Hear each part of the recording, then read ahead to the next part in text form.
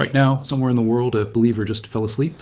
The lights are off, the house is quiet, her phone is charging on the nightstand, and her breathing has slowed to that rhythm that only comes when the conscious mind finally lets go. She thinks she's alone. She's not. Because the moment she closed her eyes, something activated in the spiritual realm around her bedroom that has been happening every single night of her life without her ever seeing it. And tonight, I'm going to show you what it is. There's a verse in Psalm 121 that most people read as poetry. Verses 3 and 4 say, "He will not suffer thy foot to be moved. He that keepeth thee will not slumber. Behold, he that keepeth Israel shall neither slumber nor sleep." Most people read that and think, God watches over me, and that's true. But the verse is more specific than that. It says, the one who keeps you does not slumber, does not sleep. While your body is unconscious, while your mind is offline, while you are at your most vulnerable and defenseless, something that never sleeps is actively keeping watch over you. And the Bible tells us exactly what that looks like. Not in vague spiritual language, in vivid, detailed military precision. Tonight, I want to walk you through what angels actually do, from the moment you fall asleep until the moment you open your eyes, because the night shift in the spiritual realm is more active than most people's entire waking day.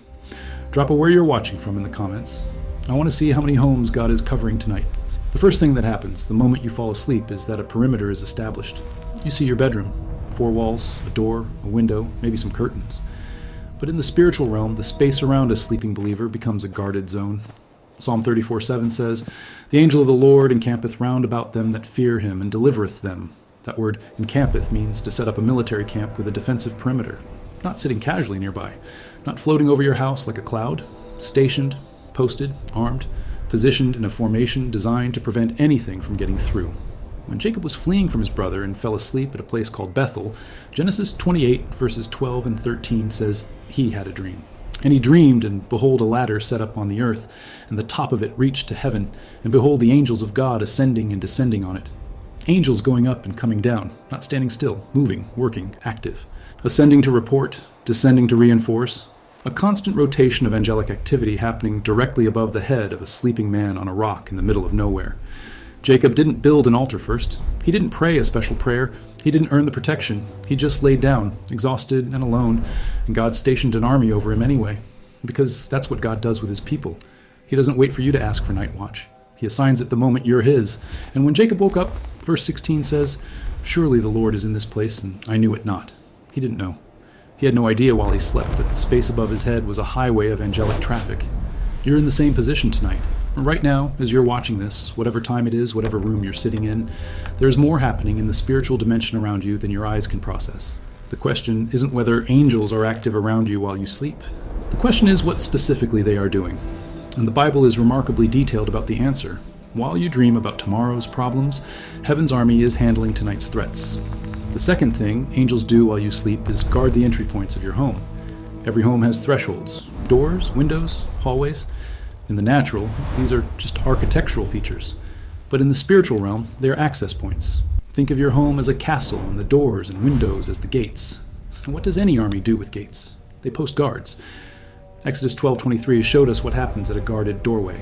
On the night the destroyer moved through Egypt, he could not cross the threshold of any home marked with blood. The doorway was a spiritual boundary that even the angel of death could not violate. Your home has the same kind of boundaries when it is covered by prayer and the blood of Jesus. And the angels assigned to your household do not abandon those posts when you fall asleep. If anything, they become more vigilant at night because that's when you're least able to pray for yourself. Have you ever woken up in the middle of the night with a sudden alertness like something pulled you out of sleep? Not a noise, not a dream, just a jolt of awareness that made your eyes snap open and your senses sharpen. Then, after a few minutes, the feeling passed and you went back to sleep. You probably thought it was nothing. But consider the possibility that something approached your home in the spiritual realm. Something probed the perimeter. And the alert you felt was the spiritual residue of an angelic confrontation that happened while you were unconscious. You felt the aftershock of a battle you never saw. You slept through the war, but you felt the victory. The third thing angels do at night is something most Christians never consider, and it's deeply personal. They minister to your spirit while your conscious mind is offline. Hebrews 1:14 asks, "Are they not all ministering spirits sent forth to minister for them who shall be heirs of salvation?" Ministry isn't just protection. Ministry is care, strengthening, comforting, attending to needs your waking mind doesn't even know you have. When Elijah collapsed under a juniper tree in the wilderness, exhausted and asking God to let him die. 1 Kings 19 verses 5 through 7 says, And as he lay and slept under a juniper tree, behold, then an angel touched him, and said unto him, Arise and eat. And he looked, and behold, there was a cake baken on the coals, and a cruse of water at his head. The angel didn't just guard Elijah while he slept.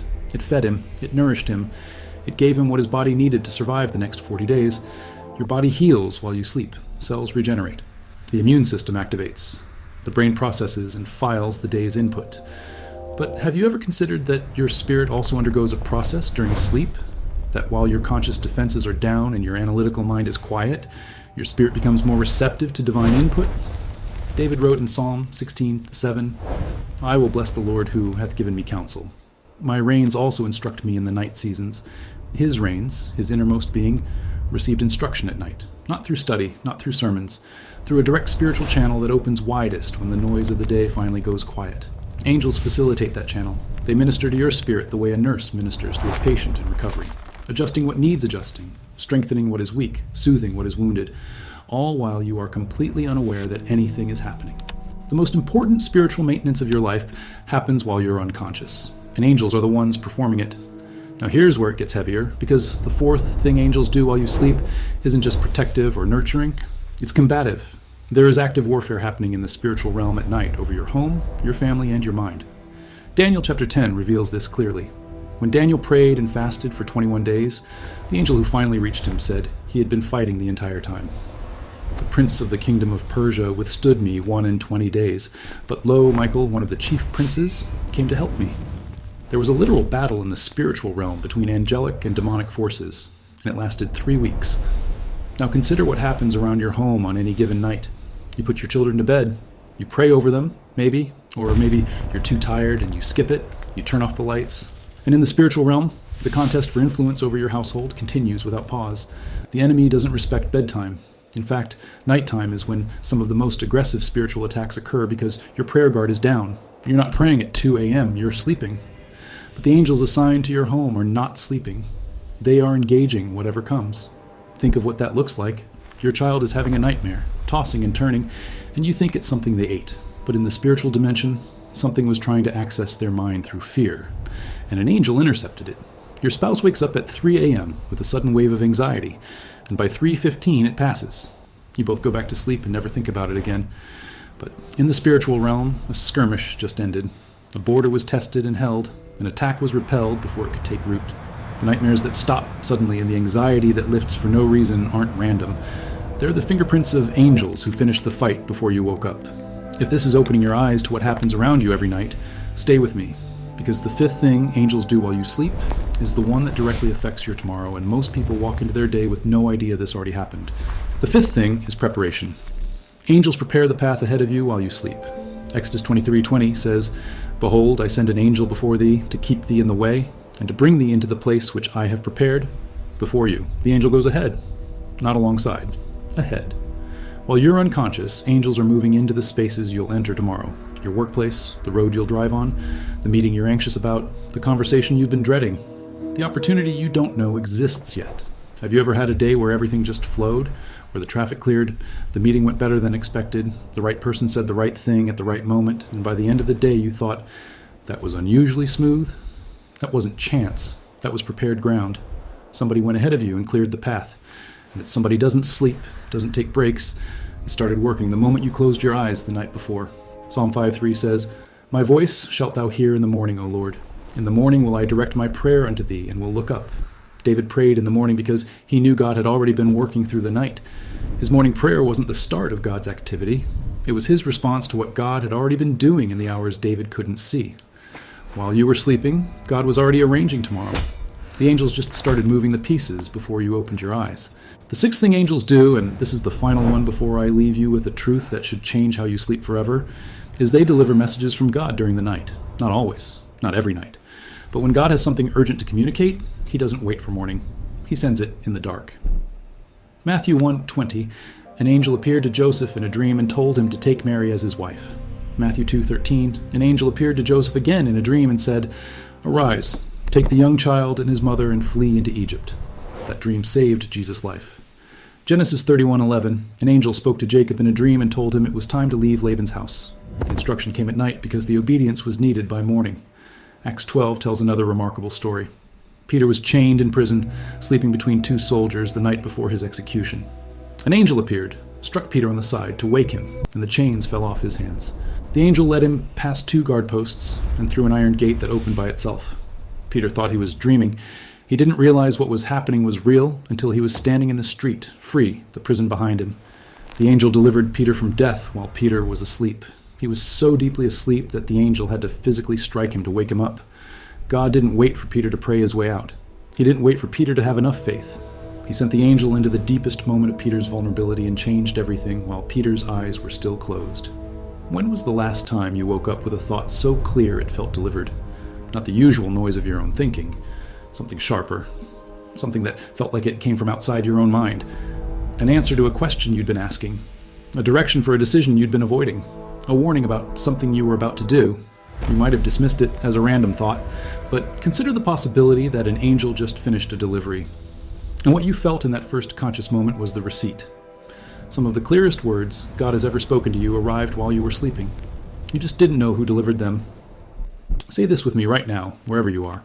Lord, I thank you for what you do while I sleep, for the angels you post around my home, for the battles fought while my eyes were closed, for the paths prepared before I woke. I trust your night shift, I trust your protection, and I lay my head down tonight knowing I am not unguarded. If you said that out loud, you just acknowledged something that heaven has been waiting for you to notice. The protection was always there. Now you see it. Here's the truth. You spend roughly a third of your life asleep. That's 20 to 25 years of unconsciousness over a lifetime, and not a single second of it is unguarded. Not one night, not 1 hour, not one breath between dusk and dawn. The God who created you assigned forces to watch over you that never tire, never sleep, never lose focus, and never abandon their post. Every night when you close your eyes, a military operation activates around you that is more organized, more powerful, and more effective than any army in human history. Angels are stationed at your perimeter. They guard your doors. They minister to your spirit. They fight battles you'll never see. They prepare the ground you'll walk on tomorrow. And they deliver messages from a God who loves you too much to wait until morning. Remember what Jacob said when he woke up at Bethel. Surely the Lord is in this place, and I knew it not.